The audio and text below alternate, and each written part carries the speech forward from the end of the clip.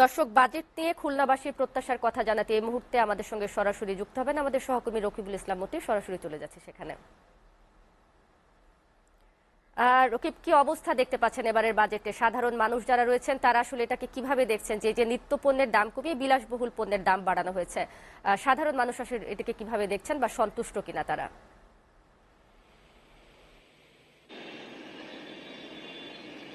সাধারণ মানুষ কিন্তু বলছে যে এই এই যে এই যে বাজেট হয়েছে, এই বাজেটে কিন্তু যে যদি বাস্তবায়ন হয়, সে বাস্তবায়ন যদি সাধারণ মানুষ যদি উপকৃত হয় তাহলে তারা খুশি হবে।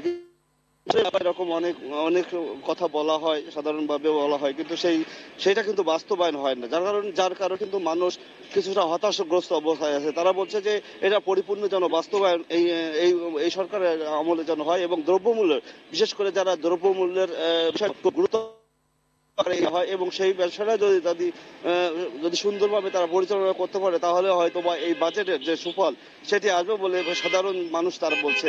এর সাথে জানিয়ে রেখে আমাদের খুলনা অঞ্চলের কিন্তু মানুষের কিন্তু বাজেটের বিষয়গুলো আমি বিভিন্ন কথা বলেছি। যারা ব্যবসায়ী তারা বলেছে যে টাকা দিলেই বড় ভালো বাজেট হবে, সেটা আসলে বিষয় না। দেশের যে বৈশ্বিক সমস্যা আছে, ডলারের সংকট আছে, সেই বিষয়গুলো যদি সরকার যদি ভালোভাবে না দেখা হয়, তাহলে কিন্তু এই এই বাজেটের গুরুত্ব ততটা যে কতটা গুরুত্বপূর্ণ ভূমিকা রাখতে পারবে, সেটা নিয়ে কিন্তু সংশয় করেছে। আমি কথা বলেছিলাম খুলনা উন্নয়ন কর্তৃপক্ষের সাথে, যারা খুলনার দীর্ঘদিনের বিভিন্ন দাবি দাওয়া নিয়ে কাজ করে। তারা বলেছে যে খুলনার বিভিন্ন ইস্যুতে বিভিন্ন দাবি দেওয়া আছে, সেই সব উন্নয়নের দিকগুলো সরকারের এই বাজেটের ভিতরে আনা প্রয়োজন। এবং খুলনা হচ্ছে চিংড়ি সেক্টরটা, সেই চিংড়ি সেক্টরের উপরে সেই দাবিটা তারা